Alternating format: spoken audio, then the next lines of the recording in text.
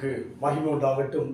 இந்த வேளையிலும் கூட நாம் தியானிக்கும்படியாக கலாத்தியர் 6ஆம் அதிகாரம் 2ஆம் வசனம், ஒருவர் பாரத்தை ஒருவர் சுமந்து இப்படியே கிறிஸ்துடைய பிரமாணத்தை நிறைவேற்றுங்கள்.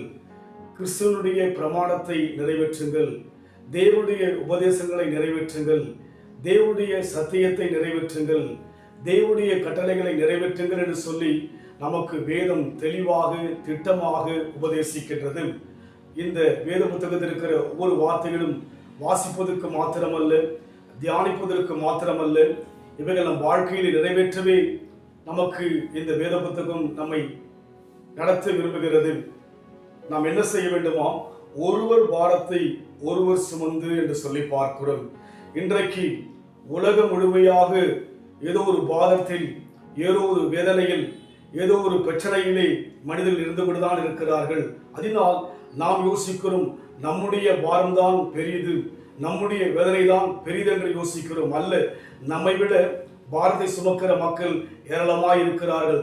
கடந்த நாட்களிலே நாம் பார்க்கின்ற போது அந்த கேரள மாநிலத்திலே, அந்த வயநாடிலே பார்க்கிறோம் அல்லவா, பெரிய ஒரு பாரத்தை அந்த மாநிலத்தில் இருக்கின்ற, அந்த மாவட்டத்தில் இருக்கிற மக்கள் அந்த 3 கிராமங்கள் சதிதாக நாம் பார்த்திருக்கிறோம். ஆம், சொல்ல முடியாத ஒரு பாரம், தாங்க முடியாத ஒரு பாரம், வேதனைக்குரிய ஒரு பாரம். ஆனால் அந்த பாரத்தை சுமக்கும்படியாக பல்லாயிரக்கணக்கான ஜனங்கள் கடந்து போய் அவர்கள் அந்த வேதனைகளை பகிர்ந்து கொண்டார்கள். அவருடைய துக்கங்களை அவர்கள் ஏற்றுக்கொண்டார்கள். அவருடைய பிரச்சனைகளுக்கு தீர்வு செய்யும்படியாக அவர்கள் காரியங்களை செய்தார்கள்.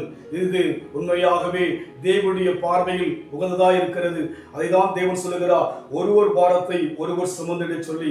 இன்றைக்கு நாம் யோசிக்கிறோம், என்னுடைய குடும்பத்தில் இருக்கிற பாரமே பெரிதென்று சொல்லி. அல்ல, நம் வாழ்க்கையிலே நம் தேவன் யார் என்றால், வருத்தப்பட்டு பாரம் சுமப்பவர்களே, நீங்கள் எல்லோரும் இடத்தில் வாருங்கள், நான் உங்களுக்கு இளைப்பாறுதல் தருவேன் சொல்லி நம் பாரத்தை சுமக்கிற ஒரு தேவன் இருப்பதினாலே நாம் இன்னொருடைய பாரத்தை சுமக்கும்படியாக பிரயாசப்படுவோம். நாம் நம் வாழ்க்கையை அதற்கென்று ஒப்புக் கொடுப்போம். அதிலே தேவன் பிரியமுள்ளவராய் இருக்கிறார். இதுதான் தேவனுடைய காரியமாக இருக்கிறது.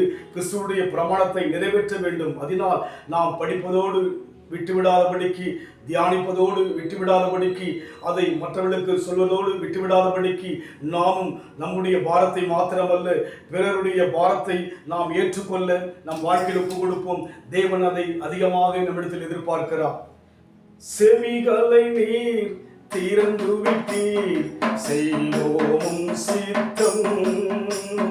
செவிகளை நீர் திறந்து விட்டீர், செய்வோம் சித்தம். இந்த புவிதனிலே உம் விருப்பம் பூரணமாகட்டுமே. ஐயா வாழ்க வாழ்க, உம் நாமம் வாழ்க. ஐயா வாழ்க வாழ்க, உம் நாமம் வாழ்க. கிறிஸ்துவின் பிரமாணத்தை நிறைவேற்ற நாம் பிரயாசப்படுவோம், நாம் முயற்சிப்போம். அன்பின் ஆண்டவரே, எங்கள் பாரம்தான் பெரிதென்று, எங்கள் வேதனைதான் பெரிதென்று, எங்கள் பலவீனம்தான் பெரிதென்று எண்ணுகிறோம் ஐயா. இந்த நாளிலும் கூட வார்த்தையின் மூலமாக அநேகர் பாரப்படுகிறார்கள். நாங்கள் அந்த பாரத்தை சுமக்கும்படியாக, எங்கள் பாரத்தை சுமக்கிற தேவ சமூகத்தில் எல்லாவற்றையும் கொடுக்கும்படியாக எங்களை தாழ்த்தி கொடுக்கிற ஐயா. உம்முடைய ஆண்டவரே பிரமாணத்தை நிறைவேற்றும்படியாக, ஆண்டவரே உம்முடைய ஆண்டவரே வார்த்தையை நிறைவேற்றும்படியாக எங்கள் ஒப்புக் கொடுக்கிற ஐயா. எங்கள் வாழ்விலே வெளிப்படுவீராக, இயேசுவின் நாமத்தில் பிதாவே, ஆமென். கர்த்தர் ஆசீர்வதிப்பாராக. God bless you.